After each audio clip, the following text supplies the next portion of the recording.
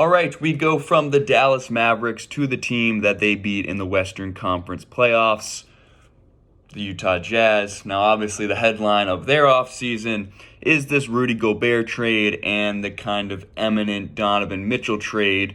But, they bring in Walker Kessler, recently selected among, 4 first-round picks, Patrick Beverley, Malik Beasley, Leandro Bolmaro, and Jared Vanderbilt. It's quite a haul. Obviously, it's been reported on, talked about a bunch. But as we look at it in terms of kind of, the broad franchise trajectory here, Malik Beasley, Patrick Beverley, you can probably flip maybe a kind of a late first to a contender. That's kind of guaranteed to be in the late 20s. Highly protected pick, maybe a second, maybe 2 seconds. And that's all well and good. Whether you also try and sell off some of your older pieces in Mike Conley Jr., Jordan Clarkson, Bojan Bogdanovic, Rudy Gay maybe, just in terms of, those pieces of kind of guys that could play roles on playoff teams that you might be able to get some value for, maybe a first if you package them together, take on an expiring contract, something like that. Obviously, Utah has been kind of floated as a destination for Russell Westbrook if, the draft capital is there, which is obviously something thereafter post-Gobert trade here. But the problem really is, this rebuild as is now would take quite a while to actually get anywhere, gain any traction, simply because there are just not that many good young guys on this team. You look at Jared Vanderbilt, recently acquired. You look at Walker Kessler, who we don't know what he looks like on an NBA team. Jared Vanderbilt's an interesting guy, rebounding and defense, mostly his MO. Whether he can kind of grow into something more, potentially. He'll probably get an opportunity in Utah if he isn't also traded. Like Trent Forrest, Nickeil Alexander-Walker, they acquired at the trade deadline. Didn't play really at all. And with the exit of Quinn Snyder, totally new coaching staff involved here.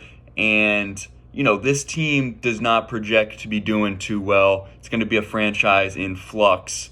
And there's just not that many young guys to even throw out on the court at the current moment.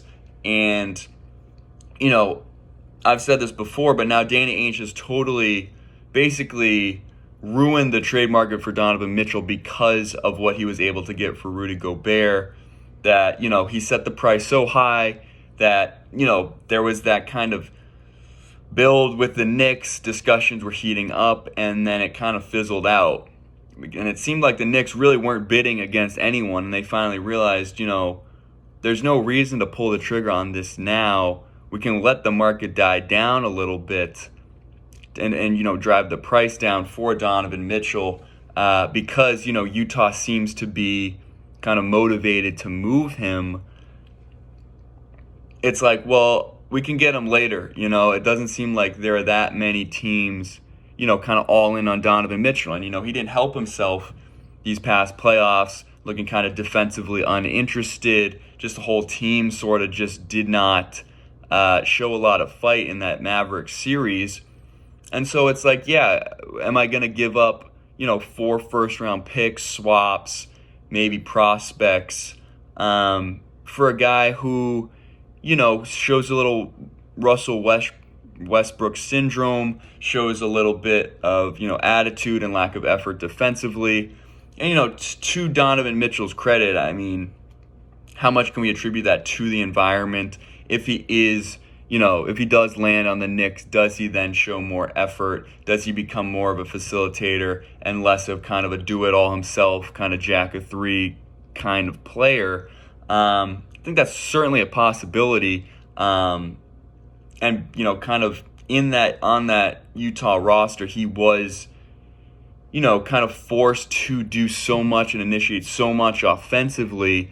Aside from Jordan Clarkson kind of just being the huck it up and shoot, 15 shots a game in 25 minutes, not a lot of offensive prowess on that roster. In general, just not a kind of naturally talented team outside of, Mitchell and Gobert. Conley kind of on the back half of his career. Same with Bojan Bogdanovic. Same with Rudy Gay, Hassan Whiteside. I mean, it was a lot of guys that were either past their prime or just kind of, coasting to a certain degree. Royce O'Neal was a solid piece that they were able to flip for a first-round pick as well. And so it's just like, what does this roster look like? It seems like, they're kind of, Danny Ainge is ready for just tear it completely down to the foundation.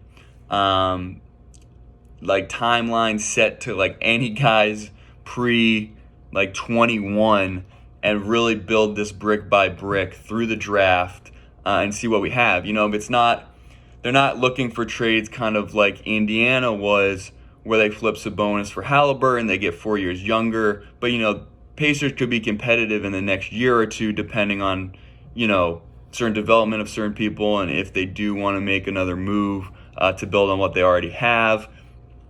Pacers, kind of a short rebuild. Jazz are playing it looks like they're playing the long game. We're looking at like an OKC situation where they're going to throw some G Leaguers out there. They're going to throw random guys off the street. You're going to hear names from 4 years ago that are now playing for the Jazz because they want to lose and would rather give an opportunity to someone like that than actually try and like sign a free agent or something that would actually contribute to winning. I think Utah, it's like, we're going to build this brick by brick. We're going to start it all over. And, with kind of the Victor Wembanyama, I feel like there's another syllable in there. But the French prospect that is, blowing it up out there, does seem to be someone worth tanking for. Seems like a good time for Utah to take a stab at that first overall pick and really have kind of that franchise cornerstone already. We've seen Ainge do that in Boston, get Tatum, Brown. They're now kind of the cornerstones for the Boston Celtics as they pursue another title run this year. Can he replicate that kind of thing in Utah? He's already nailed the, crazy-ass trade right out the gate and acquiring a ton of picks. Who knows where those picks will end up, where Minnesota will be when those picks hit. But it could be a similar situation, whether Utah's picks end up being top 5, or who knows with Minnesota what could go on there, that one of those Minnesota picks could turn into something. But in Danny Ainge, they trust, apparently, out in Utah. Excited to see kind of what he does throughout the next kind of half decade and where we are with Utah. If they're competing in the playoffs then, if they're still kind of getting there. It'll be interesting to see. It's another kind of experiment going on here. Who knows where Donovan Mitchell will end up. Wouldn't think that really anyone's incentivized to have it too quickly because the Jazz are playing the long game and teams are going to wait for the price to go down. So I wouldn't expect anything maybe until the beginning of the season, if not the trade deadline, as teams kind of feel more pressure to compete. But, a lot of competition in the West. Utah is one of those teams that we can all kind of sign off on. They're probably going to drop a little bit in the standings. But let me know, what do you think? How far will the Jazz drop? Where does Donovan Mitchell end up? Love to hear what you have to say, but that's going to do it for me. Take care of yourselves. Take it easy, and I'll see you next time.